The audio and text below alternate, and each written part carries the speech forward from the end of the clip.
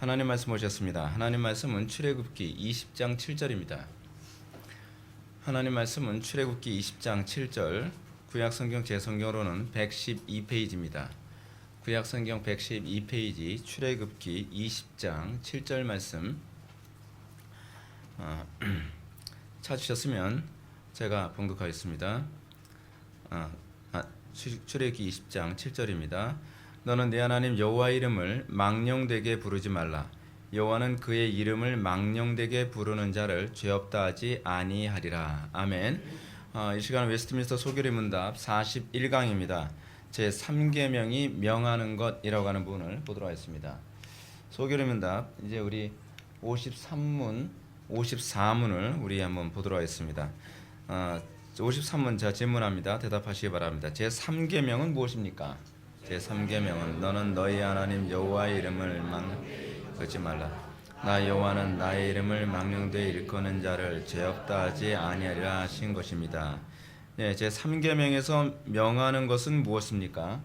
제 3계명이 명하는 것은 하나님의 이름과 칭호와 속성과 규례와 말씀과 행사를 기억여 존경하는 마음으로 사용하라는 것입니다.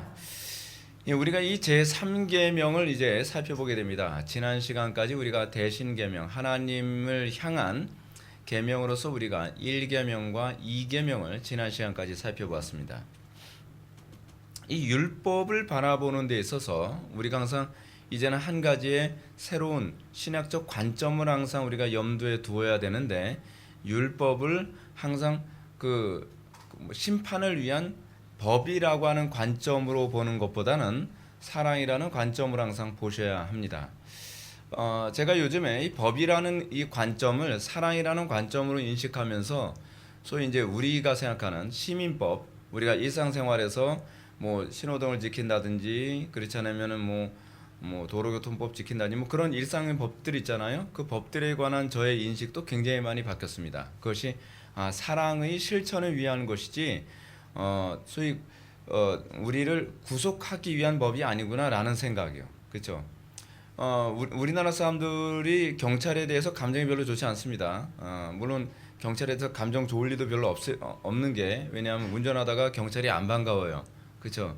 경찰이 이제 옆에서 차라도 몰고 가든지 서 있기만 하면 우리는 일명 우리끼리 사용하는 은어가 있죠. 뭐 그 사람들도 아는 얘기인데 짭새 뭐 이런 얘기, 그렇게 얘기하면 안 됩니다, 여러분. 왜냐하면 여러분, 이 법이라는 개념은 사회에 사랑이 존속되게 만들도록 주어진 겁니다. 근데 우리는 이거를 소위 법을 통제하고 법을 지키지 않은 사람들을 구속하거나 우리가 이 잡아가는 사람들에 대해서 굉장히 비하하듯이 얘기하는 경향이 많이 있습니다. 그 좋은 거 아닙니다. 잘하는 거 아니에요. 우리는 법이라고 했을 때 법을 얘기하면 사랑이 없는 거라고 생각을 하는데 그건 잘못 이해하는 거죠. 법이 없으면 사랑이 없는 겁니다. 우리가 사랑을 행하려면 법이 있어야만 합니다. 시간이 지나면서 저는 법이 얼마나 중요한지를 많이 느껴요. 여러분들 이제 우리 교회도 이제 의사 선생님들이 몇 분 계시는데, 의사 선생님들이 여러분 치료할 때도 기본적인 법칙이라고 하는 것을 준수하면서 사람의 몸을 치료하고 고치잖아요. 그러니까 모든 것은 하나님께서 정해놓으신 질서에 의해서 살고 죽음이 결정된다는 중요한 논리가 거기에 내포되어 있는 거거든요. 그래서 여러분, 법이 변하지 않는 법을 우리는 뭐라고 얘기하죠? 법칙이라고 얘기하죠. 법칙이라고 하는 말을 사용하는 이유가 뭡니까? 그 법에 의해서 모든 그것들이 다 굴러 돌아간다는 거예요. 그러니까 법이 없으면 사실은 파괴되는 거죠. 그러니까 우리가 이제 법에 대한 인식이 바뀌어야 되는 거예요. 그러니까 소위 선진국이라고 했을 때, 그러니까 복음이 들어가서 한 사회가 문명화되어진다고 했을 때에 그 문명화된 사회의 가장 중요한 개념적 변화가 무엇이냐면 법에 대한 인식의 변화예요. 과거의 봉건군주 시대 때는 왜 법에 대해서 혐오하게 되는지 아십니까? 법이 소위 군주가 사람들을 통제하기 위한 수단이기 때문에 그래요. 그렇기 때문에 법에 대한 인식이 안 좋죠. 그러면 우리를 억압하는 거, 이렇게 인식하게 되는 거죠. 근데 여러분, 하나님의 율법이라는 관점에서 이제 법을 바라보게 되면 법은 억압의 수단이 아니에요. 소위 군주가 억압하기 위해 사용하는 게 아니죠. 왜냐하면 소위 대통령이라고 하는 국가의 가장 수장이라고 하는 사람도 법 앞에서는 통제를 받기 때문에 그래요. 그러니까 이 국가의 가장 수장이라는 사람들이 시민들을 통제하기 위한 수단으로서의 법이 아니라 소위 그 뭡니까? 이 종교개혁 이후에 자유민주주의라고 하는 체제가 들어서면서 법치주의가 생겨지는 건 세상이 소위 사랑으로 가득한 세상이 되게 만드는 기본적인 그 규칙이거든요. 그러니까 여러분들 우리가 적어도 예수를 믿는다고 했을 때 우리가 법에 대해서 부정적인 사고를 가지면 안 돼요. 우리는 이제는 그 법이 사랑이라는 것에 대한 인식적 전환이 필요하죠. 그것이 사회 전반적으로 법을 지킨다는 것은 그 사랑을 의미한다는 것이다 라고 하는 사고의 변화가 생기게 되면 그 사회가 얼마나 사랑이 넘치겠습니까? 그래서 여러분 마지막 때에 예수님께서 이 세상에 대해서 어떤 현상이 나타난다 그랬죠? 불법이 성행함으로 사랑이 식어지리라 라는 얘기가 나옵니다. 그러니까 불법이라는 얘기가 무슨 얘기예요? 법을 지키지 않는다는 거죠. 하나님께서 정하신 법, 그 소위 토라, 율법을 지키지 않으면 자동적으로 어떤 현상이 나타나냐면 사랑이 식어지죠. 왜냐하면 법이 곧 사랑이기 때문에 그렇습니다. 법을 지키지 않으면서 사랑을 얘기한다는 것은 위선입니다. 그리고 이거는 궤변이에요. 우리는 그런 얘기 많이 하지 않나요? 내가 너 사랑해서 그러는 거야 라고 하면서 법을 어기래요. 근데 그건 사랑이 아니에요. 그거는 악마의 속삭임이에요. 법을 지키는 것이 사랑입니다. 여러분, 제가 악마의 속삭임이라는 말이 그냥 문학적 표현 아닙니다. 실제로 마귀가 하와를 유혹할 때 어떻게 했습니까? 내가 너 사랑해서 하는 소리인데 이런 식이거든요. 그래서 법 지키지 마. 그럼 뭐라 그래요? 선악을 하게 하는 남의 실과 따먹어. 법을 지키지 않는 것이 마치 사랑인 것처럼 얘기하는데 사실은 법을 지키지 않는 건 우리가 우리의 욕구에 충실하게 살아간다면 법을 지키지 말라고 얘기하는 게 되게 달콤하게 들리죠. 근데 법을 지키지 않는다는 것은 곧 사랑이 없음을 의미합니다. 그것이 성경이 우리들에게 법에 대한 율법에 대한 우리에게 던지는 메시지죠. 이런 차원에서 우리가 이제 세 번째 율법을 우리가 살펴봅니다. 그러니까 이거죠. 첫 번째 율법서부터 네 번째 율법은 하나님 사랑이죠. 근데 하나님 사랑이라는 이 율법이 딱 끝나고 나면 여섯 번째서부터 일곱 번째까지 이웃 사랑. 근데 이 두 개의 사랑이 떨어져 있지 않죠. 하나님 사랑이 전제되어야만 이웃 사랑이 되죠. 다시 얘기하면 하나님께 대한 법을 지킬 때라야만 이웃에 대한 법을 지킬 수 있다는 얘기예요. 이것이 두 개의 법이 충돌하는 관계가 아니라 서로 상호 유기적인 관계라는 걸 얘기하는 겁니다. 자, 이 차원에서 우리가 살펴볼 게 지난 시간까지 우리가 살펴봤던 제1계명이 뭡니까? 하나님만 경외하라. 그럼 우리는 어떻게 생각하죠? 하나님 이기주의야. 왜 하나님만 나만 바라보라 그래? 우리는 그런 오해를 자꾸 품게 되죠. 그렇죠? 주 너의 하나님만 섬기라 라고 했을 때 우리는 본능적으로 우리는 좀 거부감을 느낀단 말이에요. 나 외에 다른 신들을 내게 두지 말라. 근데 여러분 이게 사랑이라는 관점으로 바라보게 된다면 사실은 이것이 하나님 외에 다른 신을 바라보지 않으면 소위 우상 숭배를 하지 않을 때라야만 이웃에게 참된 사랑을 실천할 수 있다는 얘기거든요. 그러니까 우리는 이거 자꾸 떼어서 생각하다 보니까 오해를 하는 성향이 있어요. 그리고 두 번째 계명이 무엇이었죠? 위로 하늘에 있는 것이나 아래로 땅에 있는 것이나 땅 아래에는 어떤 형상도 만들지 말며 그것들에게 절하지 말며 그것들을 섬기지 말라라고 얘기합니다. 오로지 올바른 신관, 하나님에 대한 올바른 인식을 가지고 올바른 신관으로만 하나님만 섬겨라. 이럴 때라야만 이웃 사랑이 바르게 실천될 수 있다는 얘기예요. 우리가 이것을 무시하고 이웃 사랑을 실천할 수 있는 것은 불가능하다. 그러니까 항상 제가 누누이 말씀드리죠. 기독교 신앙은 전제주의라고 해요. 전제주의. 전제를 포기해버리면 사실은 아무것도 일어나지 않습니다. 여러분들 우리가 그런 거 있지 않나요? 삶 속에 우리가 나타나는 수많은 사건들을 바라보는데 여러분들은 그 사건을 어떻게 해석하죠? 전제를 두고 해석을 하죠. 그 전제가 바르게 잡히지 않으면 해석에 왜곡이 일어나는 겁니다. 이웃을 사랑할 때도 어때요? 하나님 사랑, 하나님 경외함 이것이 전제되지 않으면 이웃을 내가 사랑한다고 하지만 이웃을 파괴하는 일에 갈 수밖에 없다는 것이죠. 자, 이러면서 우리가 오늘 3계명을 살펴보는데 3계명은 무엇입니까? 하면서 3계명이 뭐예요? 너는 너희 하나님 여호와의 이름을 망령되이 일컫지 말라. 나 여호와나 나의 이름을 망령되이 일컫는 자로 죄 없다 하지 아니하리라 하신 것입니다. 제가 이렇게 한국말을 잘 모른다는 걸 되게 많이 느껴요. 이렇게 망령되게. 망령되게가 무슨 말인가? 이렇게 다시 한번 좀 생각하게 됐어요. 망령되게. 그래서 이 망령되게라고 하는 이 단어에 대한 히브리어의 의미는 무엇이냐면 소위 우상에게 해당되는 히브리어를 사용합니다. 그러니까 무슨 얘기냐면 허무라는 단어인데 이 망령되게라고 하는 히브리어의 원 의미가 근데 이게 어떤 데 사용하는 거냐면 우상에게 주로 사용되어지는 표현이에요. 그러니까 무슨 얘기냐면 이거죠. 너희 하나님 여호와의 이름을 우상처럼 취급하지 말라는 얘기예요. 그러니까 우리가 하나님을 취급하는 방식에 관한 얘기라는 거예요. 이 3계명이. 그러니까 여러분 우린 되게 심각한 문제가 많이 발생합니다. 예를 들면 이래요. 우리가 연말에 그 성경 뽑기 같은 하는 교회 있죠. 성경 뽑기. 근데 성경 뽑기 같은 거 하는 걸 사실은 뭐 하는 거죠?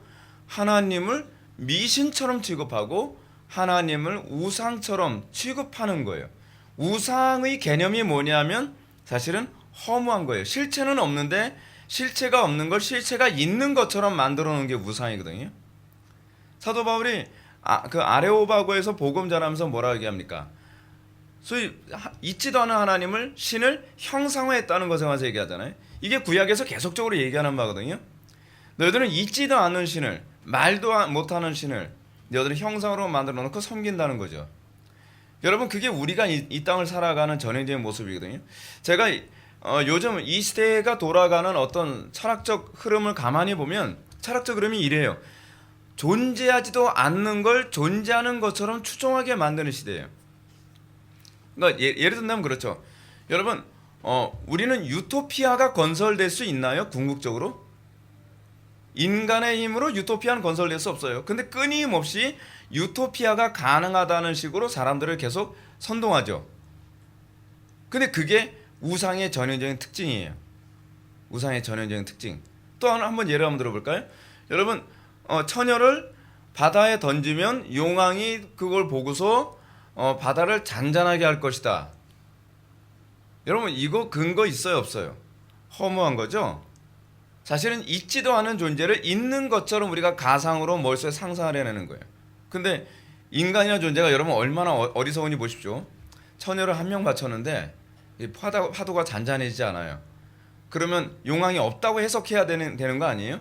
근데 이제 뭐라고 생각하냐면 마음에 안 드나 봐. 그 처녀가 그 용왕 스타일이 아닌가 봐. 그렇게 생각하는 거예요. 용왕은 그럼 어떤 스타일을 좋아할까? 이제 별 희한한 생각을 다 하는 거예요. 그래서 이런 처녀도 던져보고 저런 처녀도 던져보고 이런 처녀도 저런 처녀도 아니면 그러면 좀 뚱뚱한 처녀도 한번 던져보고 뭐 날씬한 처녀도 던져보고 얼굴형이 아닌가? 여러분 이거 보십시오. 미신이 가져다주는 우상 숭배의 심각성이 이겁니다. 근데 여러분 우리의 인생이 그렇게 파괴돼요. 우리 인생이 어떻게 파괴되죠? 우리는 굉장히 미신적입니다. 예를 들어서 우리가 열심히 노동했는데 사업이 잘 되지 않아요. 그럼 우리는 뭐라 그러죠? 우리는 우리 스스로 신을 만들어내기 시작합니다. 내가 사업을 하는데 돼지 대가리를 잘라서 제가 욕하는 거 아닙니다. 짐승의 머리는 대가리입니다. 돼지 대가리를 잘라서 절을 하지 않아서 그런가 보다. 근거 있는 얘기예요 없는 얘기예요? 이게 바로 실체가 없는 신인 거죠. 우리에게 있어서 신앙은요 실체가 없이 섬기는 경우가 많죠. 근데 문제는 하나님을 이렇게 실체가 없는 대상처럼 섬기지 말라는 거예요. 그럼 어떻게 해야 하나님이 실체가 있는 하나님으로 인식될 수 있죠? 이거는 성경에 근거할 때라야만. 여러분 기독교 신앙은 미신과 다릅니다. 분명한 성경적인 객관적 근거를 가지고 믿는 겁니다. 그래서 개혁파 교회가 좀 깐깐합니다. 왜 깐깐하냐 하면 성경적 근거 있어? 맨날 이 질문해요. 그러니까 종교개혁 당시에 성경적 근거 있어? 맨날 이 얘기하니까 어때요? 되게 재수없죠. 말끝마다 말꼬리 물고 늘어지는 것 같잖아요. 근데 그게 우리 개혁주의가 가지고 있는 신중성이에요. 우리는 그래서 항상 어떤 말을 하고 나면 거기에다가 성경적 근거로 항상 몇 장 몇 절을 달기 되게 좋아해요. 이것이 이제 개혁파 교회의 전통적 습관이에요. 왜냐하면 성경적 근거가 없는 것은 미신으로 갈 가능성이 많다고 보기 때문에 그런 거죠. 그건 뭐예요? 그것이 바로 전형적인 우상 숭배의 현상이라서 그래요. 그래서 여호와 이름을 망령되이 일컫지 말라. 나 여호와는 나의 이름을 망령되이 일컫는 자를 죄없다 하지 아니하리라. 왜요? 하나님을 우상 취급하니까. 근데 이게 지금 한국교회에서 나타나는 심각한 문제 중에 하나가 뭐냐면 기도도 이방 종교처럼 하죠. 그리고 하나님을 숭배한다는 것도 이방 종교처럼 하죠. 헌금도 이방 종교처럼 하죠. 완전히 우상 숭배처럼 하는 거예요. 아니 예배당에 오면 뭐예요? 교회라는 데로 오면 뭐합니까? 그러니까 종교는 바뀌었는데 숭배하는 방식은 전혀 안 바뀌었어요. 여러분 이게 굉장히 흥미로운 게 뭔지 아십니까? 불교에서 개종을 하면요, 여러분 그 신앙생활은 여전히 불교 스타일로 해요. 그러니까 신만 바뀐 거예요. 신만. 그러니까 내용은 전혀 안 바꾸고, 그리고 방식은 전혀 안 바꾸고, 예전에 불교 믿던 방식으로 그 신앙생활해요. 그 선왕당에서 비나이다 하면 어떻게 해요? 선왕당에서 비나이다 하던 방식으로 또 기독교 종교 생활을 해요. 여러분 이게 전형적인 삼계명을 깨뜨리는 방식이에요. 그러니까 여러분들 한 사람이 개종을 해서 교회에 들어오게 됐다고 한다면 교회에서는 끊임없이 꼼꼼하게 뭘 좀 관찰하고 섬겨야 되냐면 당신이 정말 성경적으로 예수를 믿고 있는지, 그렇지 않으면 옛날에 섬기던 이방 종교적 방식을 그대로 끌어서 그 습관으로 종교 생활을 하는지를 좀 봐야 돼요. 이게 안 바뀌면 사실은 기독교인으로서의 모습이 안 나옵니다. 근데 어려운 작업이에요. 자, 그 제3계명에서 명하는 것이 뭐라 얘기합니까? 제3계명이 명하는 것은 하나님의 이름과 칭호와 속성과 규례와 말씀과 행사를 거룩히 여겨 존경하는 마음으로 사용하라는 겁니다. 여러분, 존경은 여러분 그 이방 종교에서요, 자기 신을 존경하라는 얘기 여러분 들어본 적 있나요? 없어요. 그냥 무서워하게만 하지. 존경한다는 것은 인격적 실체가 있을 때라야만 존경하죠. 그러니까 하나님이라는 대상을 제3계명에서 마치 우상처럼, 실체는 없는데 모양만 있는 우상처럼 취급하지 말라. 근데 그것이 뭐냐면 하나님을 인격적으로 대우하는 거예요. 하나님을 인격적으로. 여러분 하나님을 인격적으로 대우한다는 게 뭘까요? 한번 예를 한번 들어볼게요. 여러분 주의성수 안 하면 하나님께서 그 여러분들 교통사고 나서 뭐 다리 부러지게 만들고, 그렇지 않으면 뭐 갈비뼈 나가고 병원에서 며칠 몇 달 묵게 만들고 그렇게 하시나요? 이게 뭐예요? 이게 여러분들 하나님을 인격적으로 취급하는 게 아니에요. 이방 종교의 신처럼 여기는 거죠. 우리 하나님은 어떠니? 예를 들어서 여러분들이 주일을 성수하는데 주일 성수하는 이유가 뭐예요? 사랑해서 섬깁니다. 그러니까 제가 이제 예수 믿은 지 한 50년 됐는데 예수 믿으면서 제가 점점 시간이 지나면서 느끼는 것이 뭐냐면 하나님이라고 하는 존재를 인격적으로 제가 대하는 것을 굉장히 기뻐한다는 사실이에요. 그래서 매 순간순간마다 요즘에 와서는 제가 이제 그 부분에 대한 감각이 더 예민해졌는데, 어저께도 이제 이 코람데오닷컴에서 칼럼 하나 써달라고 하는데 항상 제 마음속엔 두려움이 하나님인 거예요. 하나님께서 이걸 원하실까? 그래서 제가 곧바로 승낙을 안 하고 그쪽에다가 얘기를 하는 거예요. 그러니까 제가 이 부분에 대해서 좀 생각해보고 제가 가능하면 제가 카톡을 드리겠습니다. 그러고 나서 하나님께 마음으로 기도하는 거죠. 하나님께서 기뻐하실까요? 그러니까 옛날에는 안 하면은 혼날까봐가 아니라 이제는 하나님께서 기뻐하시는 것이 무엇일까? 하나님을 더 기쁘시게 해드리고 하나님과 더 사랑의 관계, 소위 그 뭐예요? 그게 실체가 있는 대상이죠. 실체가 있는 대상. 인격적으로 하나님과 관계를 맺는 거. 여러분들이 예수를 진짜 제대로 믿기 시작한다면 그 하나님이 여러분들에게는요, 우상같이 안 하면은 벌 주고 뭐 그래서 믿는 것이 아니라 인격적인 실체로서의 관계를 맺게 되는 걸 경험하게 되죠. 그래서 여러분들은 하나님을 사랑하게 되고, 그래서 그 하나님 때문에 여러분들이 어떤 손해를 보고 고통을 당하고 때로는 목숨을 잃는다 할지라도 우리가 그분을 따라가죠. 왜냐하면 그분은 우리에게서 사랑의 대상이니까. 그러니까 여러분 찬송시에서도 그렇고 우리의 신화의 선배들도 예수를 믿는다는 걸 뭐라고 얘기합니까? 내가 그분의 뒤를 따라가고 내가 그분을 나를 친구 삼으셨네. 항상 인격적 관계에 관해서 얘기하죠. 지금 한국 교회가 지금 심각한 문제가 뭐냐면 하나님을 인격적인 대상으로 인지하지 못하게 만들었어요. 성령님도 인격적인 대상으로 인지하지 못하게 만들죠. 그러니까 여러분, 우리는 성령님을 소위 그 능력이나 가마력이라고 믿는 시대에 우리가 살고 있거든요. 근데 성령님은 능력이나 가마력이 아니에요. 장풍을 쏘는데 장풍을 필요한 에너지가 아니란 말이에요. 제가 옛날에 은사주의에 심취했을 때는 저는 그렇게 생각했어요. 이 배터리를 충전해야 되는 식으로 저는 성령 충만을 생각했었거든요. 그래서 맨날 그 배터리 충만이라는 개념을 항상 기도를 했어요. 근데 그게 아니에요. 그게 아니에요. 연합이라는 교리를 이해하면서 이게 아니었네?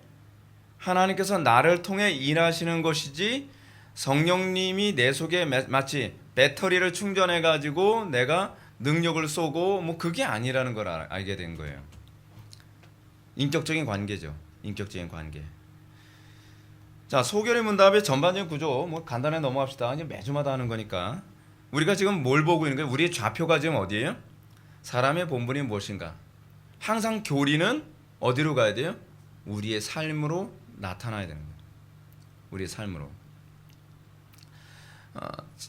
제가 여러분한테 항상 드리는 얘기죠. 제가 교리를 추구하게 된 배경이 지적 호기심 때문에 교리를 추구하게 된 것이 아니라 어떻게 살 것인가에 관한 소위 인생의 해답으로 교리에 대해서 제가 몰입을 하면서 거기서 인생의 해답을 찾았기 때문에 저에게 있어서는 교리는 단순히 지적인 놀이가 아니에요. 그래서 제가 죄송한 얘기지만 여러분들하고 타협이 잘 안 돼요. 저에게 있어서 교리는 제 신앙 고백이거든요. 제 삶이고. 그래서 여러분들이 불편해도 여러분들하고는 제가 타협이 잘 안 됩니다. 왜냐하면 이것이 유익하고 이것이 옳은 길이라고 제가 믿기 때문에 그래요. 그건 지적인 확신이 아니에요. 그것이. 그래서 이 사람의 본분은 어떻습니까? 십계명, 그 은혜의 방편, 기도에 대한 가르침이 이제 나오게 됩니다. 이제 들어가기를 한번 볼까요? 하나님의 언약 백성들의 가장 중요한 본분 가운데 하나는 하나님의 영광을 위해 살아가는 것입니다. 이게 우리들을 아주 불쾌하게 만들죠. 왜죠? 여러분, 우리는 나의 영광을 위해서 사는 걸 좋아하지 하나님의 영광을 위해서 사는 걸 별로 안 좋아하거든요. 그렇잖아요? 여러분, 내가 어떻습니까? 예를 든다면 제가 목사로서 여러분들 앞에 딱 섰으면 제가 슈퍼스타가 되고 제가 여러분한테 멋있게 보이고 제가 여러분한테 좀 지적으로 보이고 뛰어난 존재처럼 보이고 싶죠. 그게 인간의 특징이에요. 근데 하나님께서는 아니, 내가 너를 창조한 목적은 그게 아니야. 너를 통해서 나의 이름이 높임받기 위해서. 이거 독재 아니에요? 독재? 근데 그 개념이 아니에요. 우리는 이 말을 자꾸 오해해요. 하나님께서 나를 통해 영광을 받는다는 걸 우리는 자꾸 내가 이용당한다라고 그렇게 생각하는 경향이 있어요. 그게 아니에요. 그게 가장 우리가 영광스럽게 사는 방식이기 때문에 그래요. 그러니까 하나님은 소위 독식하시는 분이 아니에요. 그것이 하나님의 속성이에요. 하나님의 속성 자체가 독식이 아니에요. 왜냐하면 그분의 속성 자체가 뭐예요? 사랑이에요. 그분의 속성이 자체가 뭐예요? 희생이에요. 그것이 우리에게 가장 유익하기 때문이에요. 근데 우리는 타락했기 때문에 나만을 위해서 사는 것이 옳다고 생각해. 아니요. 나만을 위해서 사는 것이 너에게 유익이 되지 않아 라고 얘기하는 거죠. 제가 이제 예수를 믿으면서 제가 느낀 게 그거예요. 제가 가장 행복할 때가 어떤 때인가 라고 생각을 해보면 하나님과 이웃을 위해서 살 때예요. 거기서 소위 삶의 공허가 생기질 않아요. 근데 여러분들도 아마 다 경험해 봤을 거예요. 나의 욕심만을 위해서, 나의 육신의 본성만을 위해서 살았을 때는요, 그때는 짜릿하고 뭔가 만족한 것 같은데 공허감이 몰려와요. 인생이 허무해요. 내가 뭐 하려고 내가 이런 것을, 예를 들어서 여러분 게임기라고 칩시다. 나의 욕심만에, 나의 만족만 해서 게임기 가지고 계속 장난치면 그때는 좋은 것 같죠. 근데 딱 지나고 나면 이 아까운 시간을 나를 위해서 이렇게 허비했나? 뭐 좀 더 건설적인 얘기를 할까요? 여러분들 자신만을 위해서 여러분 돈 벌고 여러분들의 자신의 영광만 해서 성공하고 출세하고 칩시다. 행복할 것 같습니까? 세상의 모든 사람들이, 이 땅에 살아왔던 모든 사람들이 다 똑같이 하는 소리가 있어요. 허무하더라는 거예요. 근데 하나님께서 너희들이 가장 행복한, 그것을 이제 조나단 에드워즈는 소위 하나님 안에서의 행복이라고 얘기를 하는데, 하나님을 위해서 사는 것이 인간에선 가장 행복한 것이고 가장 복된 거라는 걸 알아요. 여러분들이 정말 그렇게 살아보면 아 이거구나. 인간은 여기서 진정한 행복을 느끼는구나 라는 걸 알죠. 자, 그리고 여러분들 뭐 간접적으로 알 수 있는 방법도 있어요. 여러분들 이웃을 위해서만 살아보세요. 여러분들의 믿음이 없어서 하나님을 위해서 못 산다고 하더라도 이웃을 위해서 여러분들 조금이라도 희생하고 섬기고 도와보십시오. 거기서 나를 위해서 산 것보다는 훨씬 행복하다는 걸 느끼잖아요. 근데 그건 반토막밖에 안 돼요. 하나님을 사랑하는 것에서 이웃을 사랑하게 됐을 때 그것 정말 온전한 기쁨이 있죠. 거기에 행복이 있죠. 그래서 하나님의 영광을 다른 말로 하나님의 이름을 위해 살아간다고 말할 수 있습니다. 이게 용어 정리가 그래서 필요한 거예요. 우리는 이렇게 말을 안 해요. 그렇죠? 하나님의 영광이라는 말이 하나님의 이름이라는 말과 동의어가 될 수가 없어요. 우리는 그게 우리가 살아가는 현대 어법에서는 그게 말이 이해가 잘 안 되죠. 근데 이게 구약의 언어거든요. 그래서 제가 용어 정리를 자꾸 하는 이유가 뭐냐면 여러분들이 구약의 언어가 어떤 개념인지를 알아야 구약 성경을 오해하지 않아요. 신약 성경도 그렇고요. 그래서 제 3계명은 하나님의 이름을 망령되게 일컫지 말라는 것입니다. 이는 하나님의 영광을 훼손하는 일체의 어떤 행동이나 말은 해서도 안 될 것을 가르칩니다.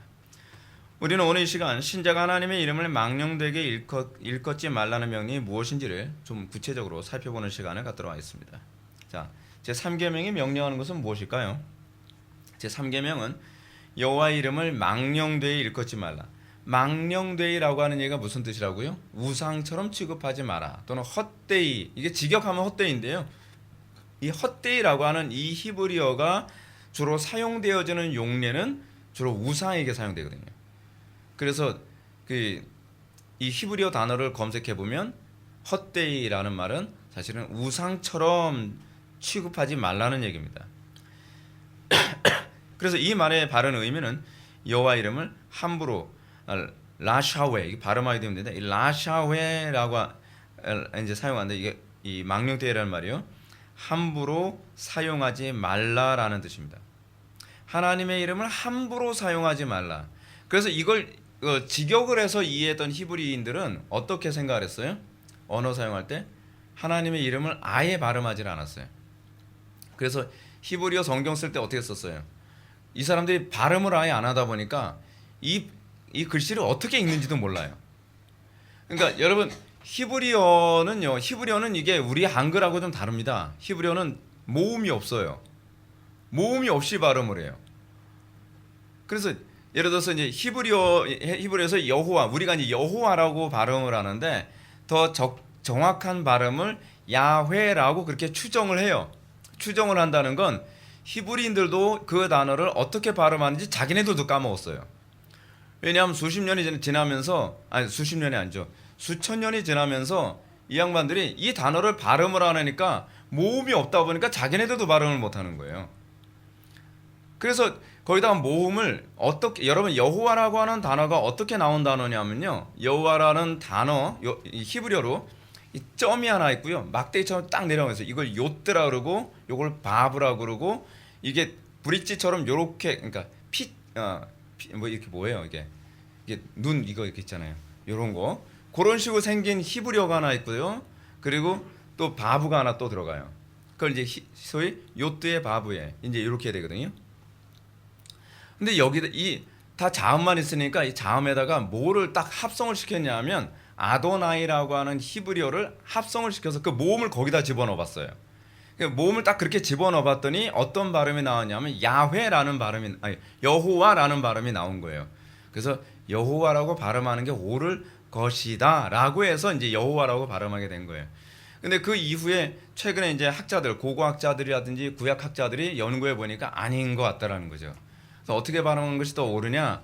그 야훼가 더 맞을 것이다라고 생각해요. 근데 이것도 100% 맞는지 몰라요. 왜냐하면 자음만 있으니까. 그래서 여러분 이 자음만 있기 때문에 그 사람들은 히브리어 성경을 읽을 때요. 이제 우리들은 히브리어 성경에 모음이 없으면 우리는 못 읽어요. 그래서 우리는 거기다 모음을 찍어요. 점으로. 그러니까 여 발음하려면은 점으로 이렇게 톡톡 세 개를 딱 찍거나 아 발음하게 되면 T자 같은 거 하나 놓거나 뭐 이런 식으로 해가지고서 또는 의 같은 거 하나 딱 밑에 딱 넣게 되면 요것도 아 발음 짧으나 그 긴 아게 되면 T자 같은 거 딱 하면 우자 그런 거 해도 이제 이 긴 아가 되는 거예요. 그런 식으로 우리는 그렇게 찍어서 읽거든요. 근데 그 사람들은 모음 없이 잘 읽어요. 잘 읽어요. 근데 어떻게 읽냐? 그냥 전수돼서 읽는 거예요. 발음을. 아 이렇게 발음하는 거구나. 그 자음만 보면서요. 자 그런데 그러다 그게 그렇게 된 이유가 뭐냐면 아예 여호와의 이름을 이 3계명을 잘못 이해해서 아예 발음하면 안 된다고 생각을 하는 거예요. 그래서 여러분 그 흔적이 어디서 나오냐면 신약 성경을 딱 읽다 보면 신약 성경에는 여호와나 야훼라는 발음이 아예 안 나와죠. 그렇죠? 그러니까 예수님의 제자들이 다 뭐라고 발음합니까? 히브리어 성경을 읽는데 다 주께서 퀴리오스로 다 기록하고 있어요. 헬라어로 퀴리오스가 영어로 로드거든요. 그러니까 구약 성경을 읽는데 거기서 여호와 요트의 바브의 글씨가 딱 나오면 거기 무조건 그 퀴리오스로 다 읽는 거예요. 아도나이로요. 주라고 읽은 거예요. 그래서 여러분들 신약 성경은 다 주께서라는 말로 다 그렇게 번역되어 있거든요. 그게 왜 그러냐면 그 사람들이 그렇게 읽었기 때문에 그렇습니다. 자, 각설은 이 정도만 하고 자, 그러다 보니까 여호와의 이름을 사용하지 말라, 함부로 사용하지 말라라고 하는 이 말이 의미하는 신학적 의미는 내팽개쳐버리고 소위 표면적으로만 하나님의 이름을 발음하면 안 된다라고 그렇게 생각을 하게 됐습니다. 근데 정작 그들의 삶은 하나님의 이름을 모독하는 삶을 살았다는 거죠. 자, 레위기 19장 12절을 보면 내 이름으로 거짓 맹세하지 말라고 하는 말씀도 이것과 연관되어지죠. 그래서 이 사람들은 하나님의 이름을 사용하는 것 자체가 금지됐다고 생각해요. 여러분 생각해 보세요. 이름을 알려줬으면 사용하라는 거 아니에요? 근데 이름 주셨는데 사용을 안 하겠대요. 이건 또 무슨 똥꼬집이에요? 그렇잖아요. 그러니까 이걸 오해하는 거예요. 오해하는 거죠. 자, 다시 말해서 신자는 하나님을 어떤 식으로든지 이용하지 말아야 된다는 얘기예요. 자, 제가 여러분한테 이렇게 말씀드립니다. 여러분들에게서 신앙생활은 뭔가요? 이게 여러분 이방 종교와 기독교의 차이거든요.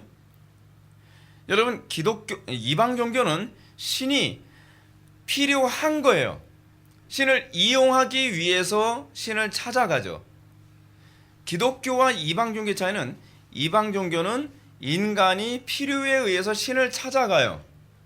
그래서 신을 이용하는 거죠. 그렇죠? 뭐예요?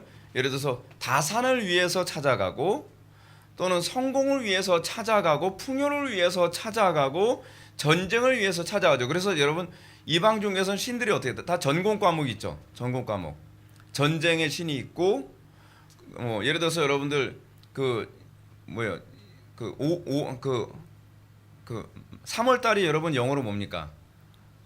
마취죠, 마취. 그 마르스 신, 그 전쟁의 신. 3월 달 되면 전쟁 시작했어요. 날씨 추우면 전쟁하기 불편하잖아요. 손도 곱고 얼마나 아파요. 그러니까 날씨 추우면 전쟁 잠깐 쉬자. 겨울 끝나면 하자 해서 3월 되면 전쟁이에요. 그래서 마르스 신이 이제 전쟁을 허락하는 나라에서 문을 딱 열면 전쟁을 시작하는 거예요. 그게 이제 3월 달이에요. 그래서 마취라고 하는 그 단어를 사용하는 거거든요. 그러니까 신들이 다 전공 과목이에요. 다 전공 과목이 다 있어요. 바알은 뭐예요? 풍요의 신. 아스타롯은 뭐예요? 쾌락의 신. 뭐 이런 식으로요. 그죠? 근데 왜 그래요? 이방 종교에서는 신은 내 필요를 위해서 이용하는 거니까. 근데 여러분들 기독교를 여러분 오해하면 안 됩니다. 기독교는 하나님이 우리에게 찾아오신 거예요. 하나님께서 우리에게 찾아오신다는 이 개념이 그래서 뭐로 나오냐면 선택이라는 용어로 나오죠. 선택이라는 용어를 여러분 편협한 개념으로 생각하면 안 돼요. 이방 종교의 신과 기독교의 하나님이 완전히 구별됐다는 걸 의미하는 거예요. 이방 종교의 신은 내 필요를 위해서 찾아가는 신이지만 기독교는 아니라는 거예요. 하나님이 이용당하는 하나님이 아니에요. 근데 문제는 우리는 하나님을 자꾸 이용하면 해먹으려고 그러죠. 뭐로 나타나요? 그래서 필요할 때만 기도하러 와요. 속 편하고 별로 어려움 없으면 기도하러 안 와요. 왜요? 이제 요즘엔 필요 없거든요. 하나님이. 그죠?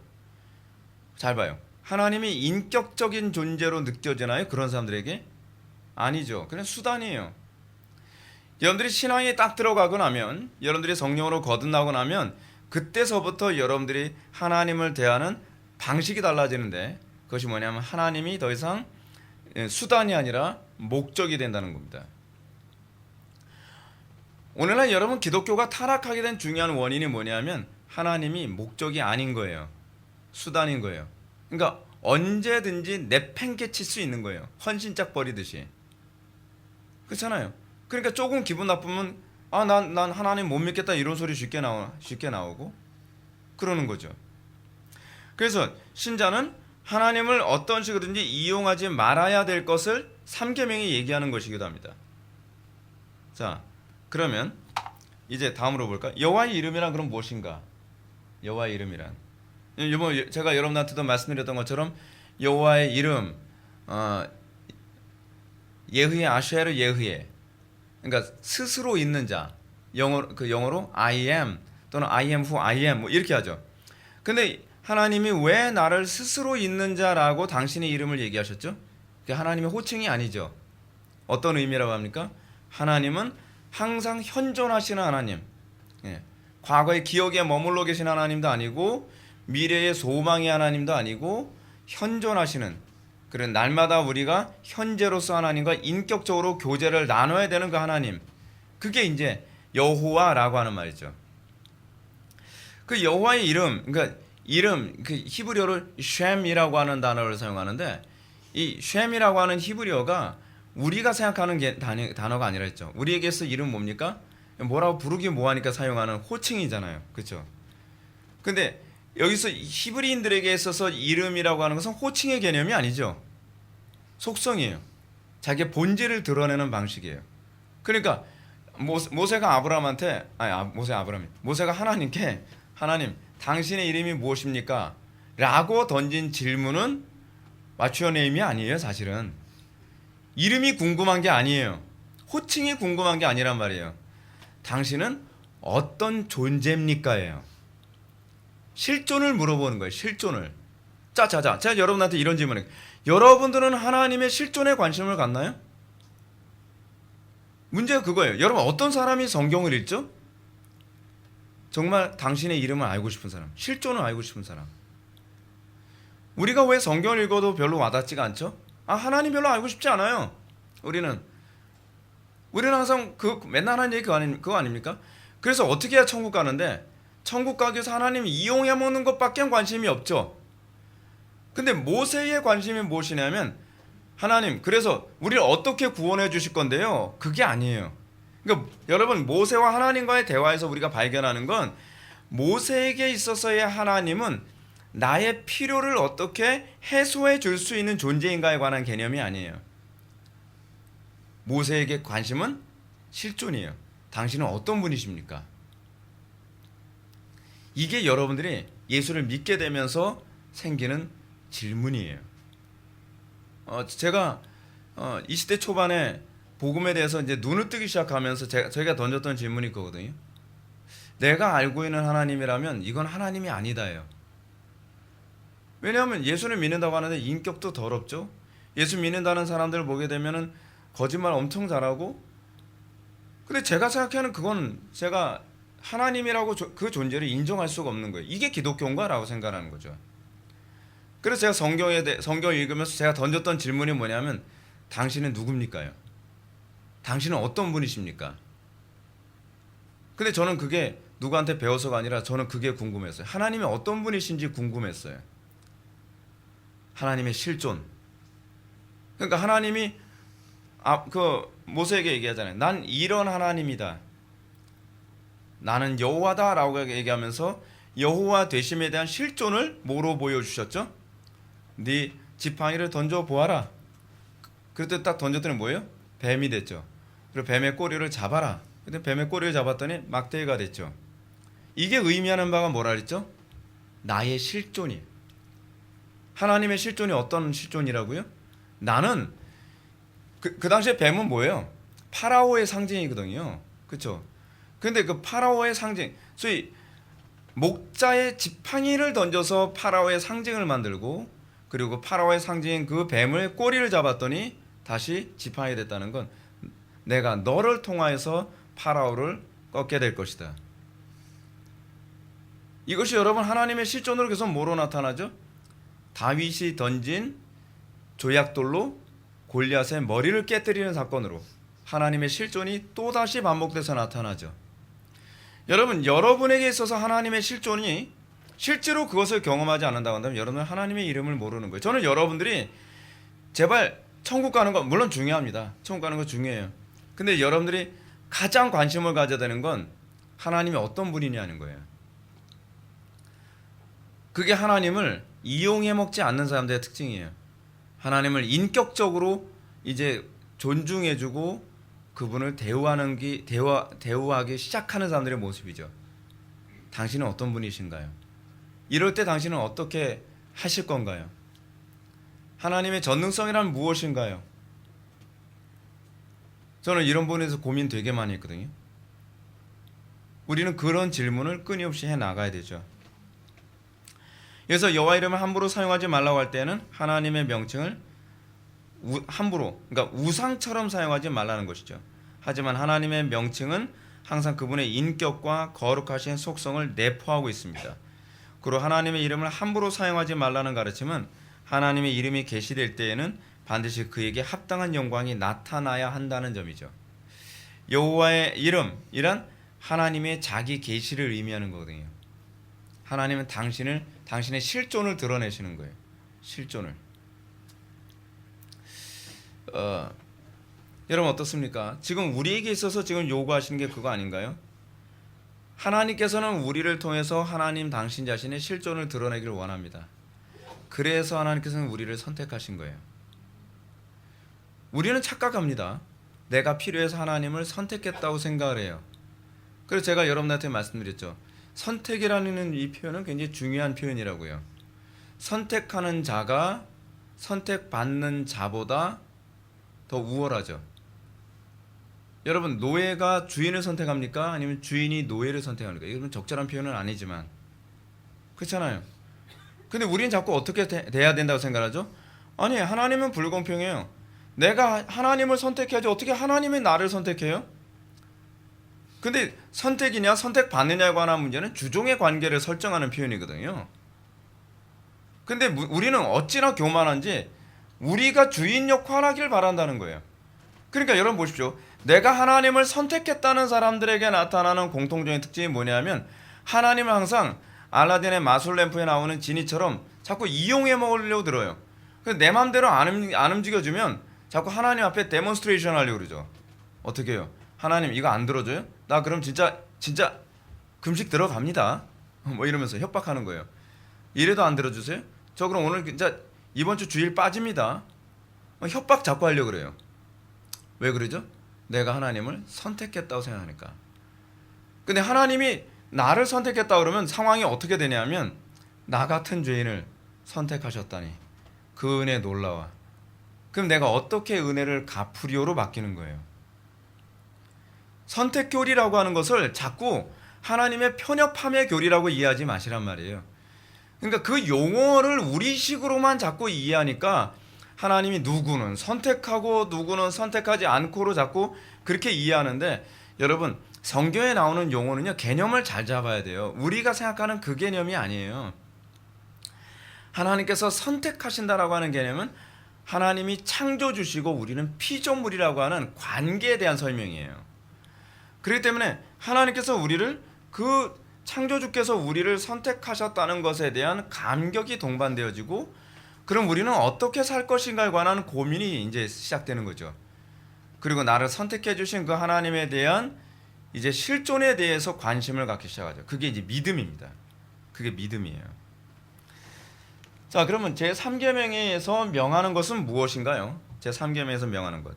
제3계명에서 명하는 것은 하나님의 이름과 칭호와 속성과 규칙과 말씀과 행사를 거룩하고 존경하는 마음으로 사용하라는 것입니다. 거룩하고 존경하는 마음으로 사용하라는 것은 하나님을 어떻게 대우하라는 거예요? 인격적 존재로 대우하라는 얘기죠. 우상처럼 취급하지 말라는 얘기죠. 이건 사실 그 표현이에요. 그러니까 지금 한국교회의 가장 심각한 문제가 뭐라고 얘기를 하는 거예요? 한국교회는 도대체 이게 우상을 섬기는 종교와 구별됨이라는 게 전혀 없다는 게 문제죠. 자, 여러분 오늘날 한국교회 교인들 가만히 보십시오. 도대체 한국교회 교인들이 하나님을 인격적으로 존중함이 얼마나 있나요? 정말 그 하나님을 사랑해서 예수를 믿고 하나님을 사랑해서 또는 존경해서 경외해서 우리가 봉사하고 헌신하고 희생하는, 그래서 하나님과 우리와의 관계가 소위 종교적인 우상의 개념이 아니라 인격적 관계로서 인식되어지니까 그 하나님이 어떻게 돼요? 우리 삶의 모든 영역을 파고 들어오고 우리 삶의 모든 영역을 주관하시는 분으로 인정하기 시작하죠. 제가 요즘에 이제 코람데오닷컴에서 글을 요구해서 뭘 쓸까 고민해서 제가 이제 기독교 정치관 같은 거에 관해서 제가 글을 쓸 때 사람들이 오해하게 되는 게 그런 거죠. 아니, 김 목사는 요즘 왜 이렇게 정치에 관심이 많아? 근데 여러분, 오해하면 안 되는 것이 뭐냐면 정치의 영역도 하나님과 교제하는 영역이에요. 우리는 그 그라운드를 왜 우리는 그 필드를 우리는 왜 하나님과 교제하는 영역이라고 생각하지 않나요? 저는 목사로서 여러분들한테 그렇게 가르치고 싶은 거예요. 적어도 정치 영역만은 그냥 세속적 영역이야 라고 저는 얘기하고 싶지 않은 거예요. 그 영역에서 하나님을 인격적으로 대화하려면 어떻게 돼요? 에드먼드 버크가 얘기하는 것처럼 정치는 뭐라고요? 인간의 도덕적 행위라고 얘기했죠. 에드먼드 버크가 정치를 인간의 도덕적 행위라고 본 것에는 어떤 전제가 깔려 있어요. 그 도덕은 무엇이 결정을 해요? 종교가 결정하기 때문에 그래요. 그러면 사회의 소위 정치의 도덕성을 규정하는 것은 우리의 신앙이 도덕성을 규정하고 지켜낸다는 거예요. 왜냐하면 종교가 없으면 소위 윤리는 항상 오르막 내리막을 주로 왔다 갔다 해요. 왜냐하면 종교적인 기준이 없잖아요. 이럴 때는 이것이 윤리고 저럴 때는 저런 것이 윤리가 돼버리죠. 근데 기독교라고 하는 우리의 신앙을 가지고서 정치를 하게 되면 어떻게 됩니까? 뇌물?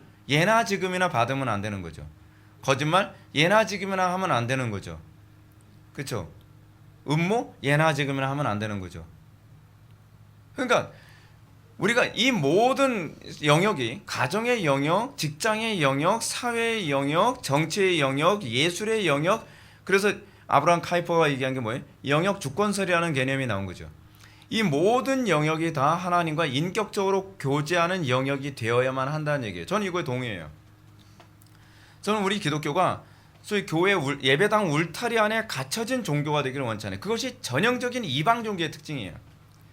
전형적인 이방 종교, 여러분 선왕당에다 비나이다 하는 사람이 비나이다 하는 대상을 염두에 두고서 도덕적으로 살아가나요? 비나이다가 딱 끝나면 그 다음부터는 이 신과는 관계없이 내가 살던 대로 살아가는 거예요. 근데 우리에게 있어서의 기독교는 하나님과 인격적인 교제예요. 어떻게 해요? 그 칭호와 속성과 규칙과 말씀과 행사를 삶의 모든 영역에서 존중하는 방식으로 살아가는 거예요. 그래서 거짓말하고 싶어도 거짓말 안 하는 거죠. 사기치고 싶어도 사기 안 치는 거죠.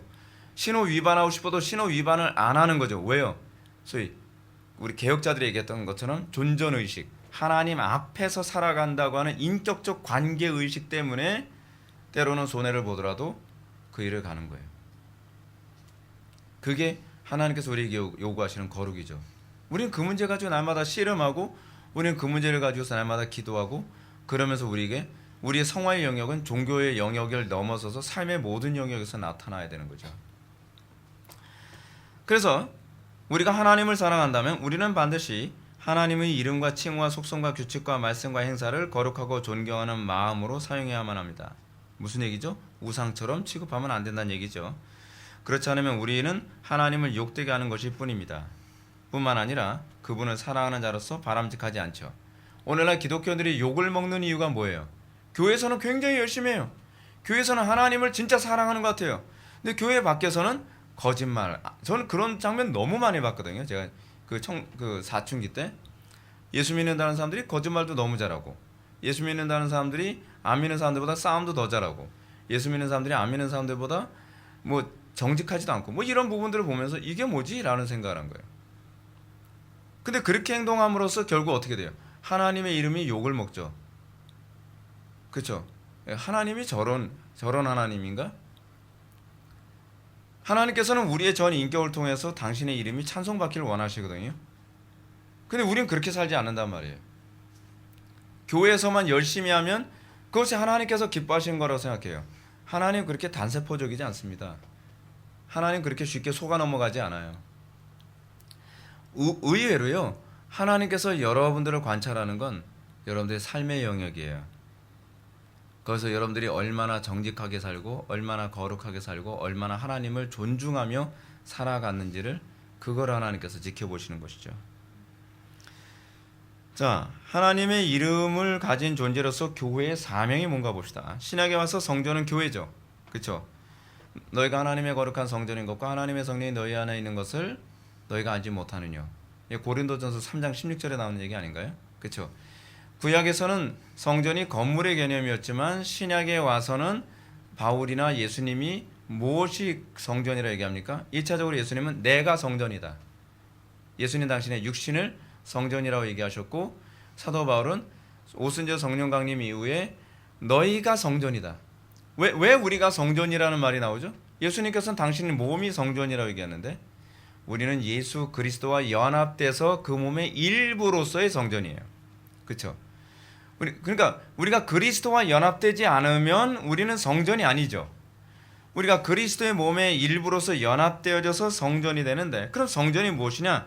이 성전에 관해서 구약에서는 이렇게 얘기합니다. 열왕기상 9장 3절 보면 나는 내가 건축한 이 성전을 거룩하게 구별해 내 이름을 영원히 그곳에 두며 내 눈과 내 마음이 항상 거기 있으리니. 성전의 특징이 뭐예요? 하나님의 이름을 두는 곳이죠. 여러분, 구약에서 하나님의 이름을 두는 장소로서의 성전은 하나님의 이름이 도대체 뭐예요? 구약에서요. 율법이죠. 율법이 하나님의 이름이에요. 그러니까 하나님의 이름 했을 때 여러분 소위 공통어가 무엇인가를 잘 파악해야 돼요. 그렇죠? 하나님의 이름 하면 속성이라고도 얘기할 수 있고, 하나님의 이름 하게 되면 또 뭐예요? 율법이에요. 율법. 그래서 여러분 그 이스라엘 백성 모세가 다윗이 법궤를 옮길 때 춤을 췄다 그럴 때 뭐라 얘기해요? 여호와 앞에서 춤을 췄다고 얘기하죠. 율법 앞에서 춤췄다는 얘기예요. 그리고 우리가 거룩하게 살았는데 우리는 여호와 앞에서 거룩하게 산다라고 하는 이 표현은 무슨 표현이냐면 율법 앞에 부끄럼 없이 산다는 표현이에요. 그러니까 이게 우리식으로 이해하면 곤란해요. 그 당시에 구약적 개념을 염두에 두고 이 표현을 이해해야죠. 근데 하나님께서 성전을 어떻게 하셨다고요? 율법을 두는 장소로 여긴 거예요. 하나님의 이름을 두는 장소로. 그래서 예레미야서 31장으로 넘어가면서 그 율법이 어디에 주어진다고 얘기합니까? 우리의 마음에, 우리의 신비에 새겨진다는 거죠. 그래서 어떻게 해요? 이 신비는 뭐예요? 우리 본성에 새겨진다는 거 아닙니까? 그래서 하나님께서 우리의 삶을 통해 하나님의 영광이 드러나도록 하셨죠. 여러분 한번 찾아봅시다. 예레미야서 뭐 복습해서 나쁠 거 없으니까 31장 31절. 제가 하도 많이 얘기해서 이제 여러분들 다 잘 외우실 거예요.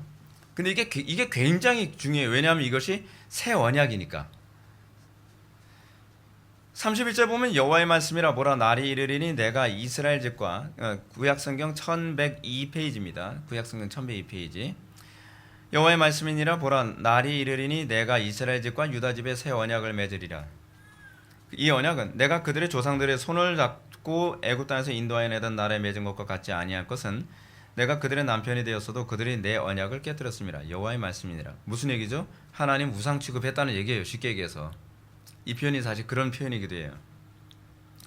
그러나 그날 후에 내가 이스라엘 집과 맺을 언약은 이러하니 곧 내가 나의 법을 그들 속에 두며 그들의 마음에 기록하여 그들은 나의 하나님이 되고 나는 그들의 하나님이 되고 그들은 내 백성이 될 것이라. 여호와의 말씀이니라. 그러니까 우리의 본성에 주의 계명을 각인시켜 주시죠. 근데 그 계명이 뭐라고요? 제가 서론에서 사랑이죠. 사랑. 어떤 사랑이죠? 하나님을 사랑하는 것. 그 이웃을 사랑하는 것. 그래서 과거에는 어떻게 해요? 억지로 하나님을 사랑하는 척 했던 이스라엘 백성들이 이제는 새 이스라엘, 신약의 교회에는 하나님을 마음속 중심부터 사랑을 하죠. 이거를 출애굽기 30장 6절에서 뭐라고 얘기합니까? 마음의 할례 받음이라고 얘기하죠. 마음의 할례 받음. 마음에 하나님을 마음을 다하고 뜻을 다하고 목숨을 다하고 힘을 다하여 사랑하는 것이 마음의 할례라. 그래서 신약의 교회, 저 사람이 구원받아 하나님의 백성인가 아닌가, 저 사람이 그 언약에 참여한 사람인가 아닌가를 소위 그 구분하는 중요한 시금석이 뭐예요? 사랑이죠, 사랑. 우리가 하나님을 마음을 다하고 뜻을 다하고 목숨을 다하고 힘을 다하여 사랑. 근데 그 사랑이라는 개념이 어떤 개념이란 말이에요? 제 3계명과 연결해서 우리가 이해한다면 하나님을 인격적으로 존중함. 그렇죠? 삶의 매 순간순간마다 하나님을 그냥 종교적 어떤 대상이 아니라 정말 하나님을 인격적으로 의식하고 그리고 그분과 관계를 맺고 그분을 사랑하기 때문에 모든 것을 판단하고 결정하고 그리고 그것에 의해서 삶이 움직여지는 것. 그것이 이제 신약의 교회의 특징이죠. 신약의 교회의 특징. 따라서 바울은 우리는 구원 얻는 자들에게 망하는 자들에게는 하나님 앞에서 그리스도의 향기라고 얘기합니다. 우리가 예수를 믿었다고 한다면 우리 속에 주의 계명이 우리가 심겨졌다면 우리에게 뭐가 나타나요? 그리스도의 향기가 나타나죠. 이게 이제 이 사람이 구원받은 사람인가 아닌가를 점검하는 중요한 시금석입니다. 여러분들이 영접기도 했기 때문에 구원받는 거 아니고요. 여러분들이 교회 출석 잘했기 때문에 구원받았다고 하는 것이 아니라 우리가 구원받은 하나님의 백성, 제가 바꿔서 얘기할게요. 하나님께서 선택받은 존재임을 알 수 있는 건 내가 하나님을 존중하는 마음이 생기는 것을 통해서 알게 되는 거죠. 그것이 제가 아까 말씀드렸잖아요. 내가 선택했다라고 하는 사람은 절대로 대상을 존경하지 않죠. 선택받았다라고 하는 사람이 대상을 존경하죠. 그렇죠? 이게 주종의 관계예요. 그래서 여러분들이 하나님께 선택을 딱 받았다라고 하는 영적인 의식의 변화가 생기면 하나님에 대한 존중함이 생기기 시작하죠. 의식의 변화가 생겨요. 이걸 우리는 뭐라고 하죠? 거듭남이라고 얘기하죠. 중생이라고 얘기하는 것이죠. 그래서 교회는 하나님의 성호가 찬양받도록 행동함으로써 그분을 사랑함을 드러내죠. 여러분들을 사랑하면 어떻습니까? 여러분들이 특정한 대상을 사랑하면 그 이름에 먹칠 안 하게 살고 싶잖아요. 여러분들이 하나님을 사랑하게 된다면 여러분들 하나님의 이름 먹칠하지 않고 내가 좀 욕먹더라도 참지 이렇게 되는 거죠. 이것이 이제 하나님을 사랑한다는 사람, 그 은혜 가운데 있다고 하는 사람들에 대한 특징입니다. 자, 그럼 이것과 관련해서 하나님의 이름을 가진 존재로서의 교회의 사명을 보면 첫 번째로 교회는 하나님의 이름을 드러냄으로써 그리스도의 향기가 된다는 것. 교회는 하나님의 거룩하신 속성을 자신의 인격 속에 담아 드러내도록 부름받은 존재들이에요. 그러니까 하나님이 어떻게 우리를 통해서 당신을 드러내요? 우리의 인격을 통해서. 그래서 여러분들이 성령을 거듭났다고 해서 여러분들 기질과 속성이 다 바뀌질 않아요. 여러분들의 인격을 통해서 하나님께서 드러내시죠. 이건 마치 뭐가 똑같냐면 여러분 꽃도 종류가 다양하잖아요. 그러니까 어떤 무슨 장미도 있고 백합도 있고 오늘 이렇게 그 집에 들어가다 보니까 호박꽃도 있던데 호박꽃 되게 이뻐요. 이것도 호박꽃도 있고 여러분 다양한 종류의 꽃들이 조화를 이루죠. 각자 여러분들이나 저나 기질과 성품이나 다 다른데도 불구하고 그 안에서 하나님의 그 속성이 드러남으로써 어떻게 해요? 다 꽃이라고 불려질 수 있는 것과 같은 거죠. 하나님은 그렇게 해서 영광받기 원하세요. 다양한 꽃들을 통해서 영광받기 원하시는 거죠. 그래서 여러분들 각자를 통해서 하나님께서는 하나님의 신실하심, 그의 거룩하심, 그의 전능하심, 자비로우심, 지혜로우심, 그의 공의로우심 등이 교회를 통해서 드러나기를 원하죠. 그죠? 여러분들에게 이것이 나타나야만 합니다. 두 번째로 교회는 하나님의 칭호를 드러냄으로써 그의 그리스도의 향기가 됩니다. 여호와 샬롬 뭐예요? 하나님은 평화. 그래서 피스메이커. 여러분 마태복음 25장에서 화평케 하는 자는 복이 있나니 저는 하나님의 아들이라 일컬음을 받을 것이요. 그렇죠? 여러분들이 하나님의 자녀됨을 입증하는 중요한 또 시금석을 예수님께서 소개해 주셨죠. 뭐예요? 여러분들 피스메이커로 살아가는 거. 화평케 하는 자로 살아가는 거. 하나님과 이웃과의 관계상상 화평의 주체로 살아가는 거. 이거 다른 말로 얘기하면 복의 근원으로 살아가는 거죠. 이런 사람. 여호와 라파, 하나님을 치유하시는 분. 치유받은 자는 다른 사람을 치유하는 관계로 살아가죠. 그렇죠? 자기가 파괴된 사람, 다른 사람 파괴시키죠. 그러니까 영혼이 파괴된 사람들은요 끊임없이 주변 사람들 파괴시킵니다. 그러니까 여러분들이 다른 사람들을 섬기려면 여러분들부터 건강해야죠. 예. 여호와 니시, 하나님은 깃발이시다. 이게 전쟁과 관련된 표현입니다. 만군의 하나님 여호와, 전쟁을 승리로 이끄시는 하나님. 이것도 사실은 전쟁과 관련된 표현이죠. 그래서 하나님의 백성은 어때요? 거룩한 전쟁을 수행하고 그것을 통해서 하나님의 영광을 드러내죠. 세 번째, 교회는 하나님의 규례를 지킴으로써 그리스도의 향기가 됩니다. 하나님의 규례가 뭡니까? 율법이죠. 이건 더 설명 안 해도 될 거라 생각합니다.